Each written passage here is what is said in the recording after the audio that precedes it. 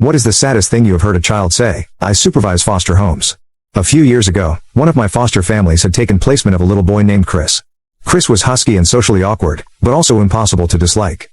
He was mostly quite a real observer but would sometimes come out and say the most outlandish comments. There were many times that Chris had me laughing to the point of tears, taken aback by his dry wit. Despite this engaging sense of humor, Chris had a rough start in life. He had never met his father and his mother had died of a drug overdose several years prior.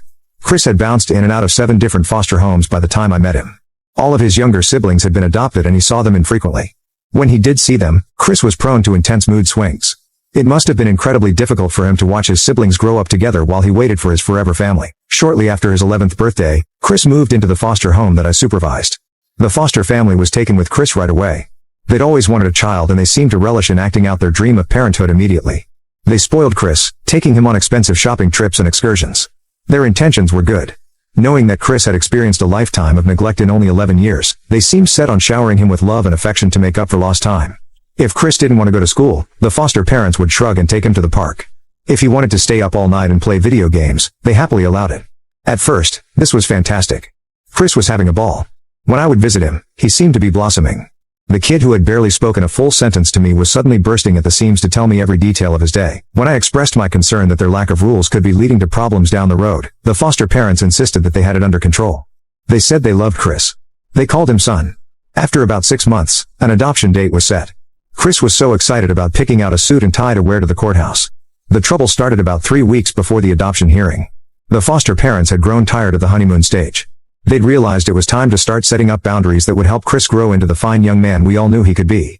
Chris, who'd become accustomed to a house with no rules, responded as you might expect.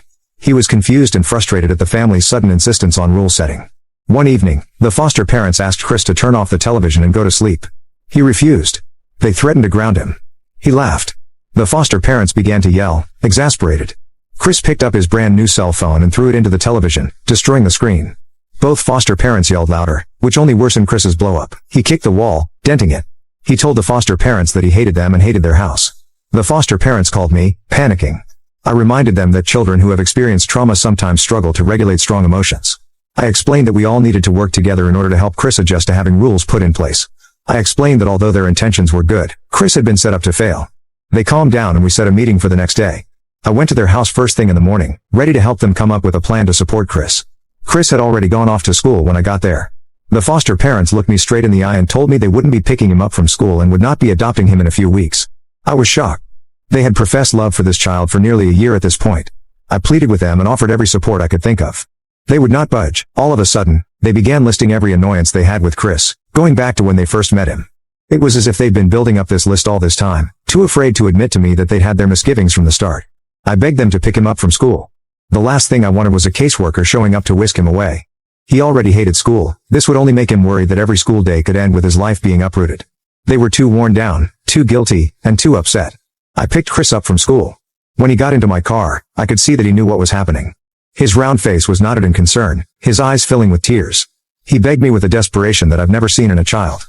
He wanted me to tell the parents he was sorry, that he would never mess up again if they agreed to keep him. I told him that it wasn't his fault, that parents need to understand that all people make mistakes. I told him he deserved someone who would be patient with him.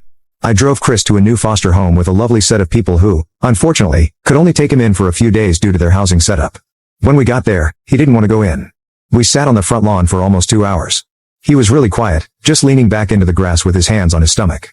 Finally, as it started to get dark, he tapped me on the shoulder. I'm not going to get adopted, am I? Chris's voice was small, barely a whisper. Although I wanted to tell him this wasn't true, I've learned never to make a promise I cannot 100% keep. What makes you say that, Chris? I'm messed up. If I didn't mess up so much, someone would love me. I'm a bad kid. Chris looked at me with these big, brown eyes and I knew in my heart that he believed those words without a hint of doubt. In all that had happened to him, Chris had learned that he was unlovable. It was the most devastating moment of my career to look at a child whose grief was so deeply etched into his own sense of being. That's a belief that I knew Chris would battle his entire life. Some good did come from this horrible experience, however. Desperate to find a loving home for him, his caseworker contacted his maternal side of the family and explained what had happened. Up until this point, they'd staunchly refused to give even a hint of his dad's name. After weeks of pleading, they finally gave us a name. Unfortunately, Chris's dad had died years before, but he had a brother. This brother had never even known Chris existed, but he was thrilled. He and his husband had recently adopted a little girl and had been talking about opening up their home to a second child.